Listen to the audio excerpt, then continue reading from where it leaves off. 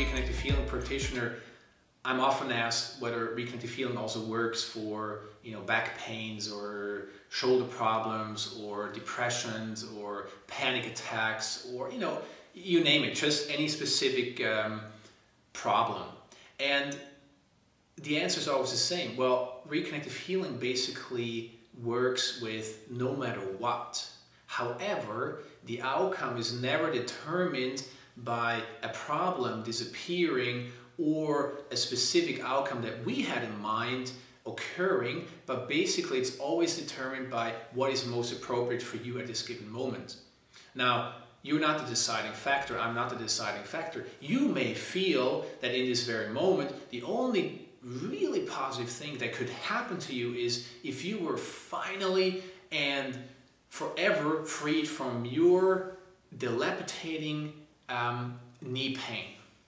However, maybe you have forgotten about your left hip, which has caused you trouble as well, but maybe you just, accepted the fact that you would not ever again, at least in this lifetime, be able to walk properly due to this, deteriorated range of motion.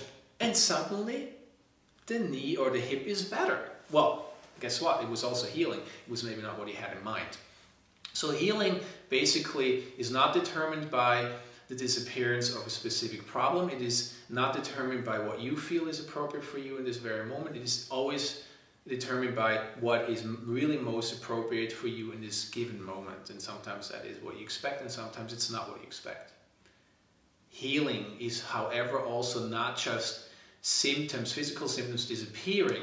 It's not just about, people getting up out of wheelchairs or chronic back pains, suddenly disappearing, or broken bones healing much faster than the doctor would even consider it possible, and so forth. It's also part of healing, and it does happen with Reconnective Healing, but healing is so much more. Healing is also about emotional and mental states. So healing, could look something like, you're really stressed out and you have sleepless nights because a certain situation is just really giving you a hard time, and you don't know the solution, and you just don't know what to do, and all of a sudden you wake up in the morning and all those fears are gone.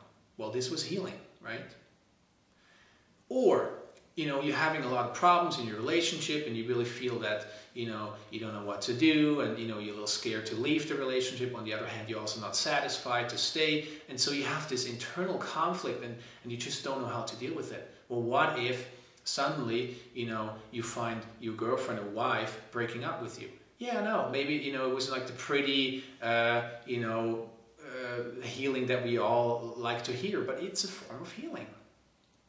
Or if you're not satisfied with your job, and you really would like to do something else, but maybe you don't have the guts, so maybe you feel like, well, I'm too old, or the economy is not allowing me to switch at this point. What if you suddenly lost your job? And what if through that a new door opened up for you to step into a totally new field and to finally do what you love? That's also healing. So healing basically has so many different facets, and whatever comes is the right thing for you in this very moment. So healing is not about, does it work or does it not work? Does it work with this problem or does it work with that problem? It's not about, was it successful or was it not successful? It is eventually about you accepting the healing that was given to you. And let me ask you a final question. Do you think that the universe makes mistakes?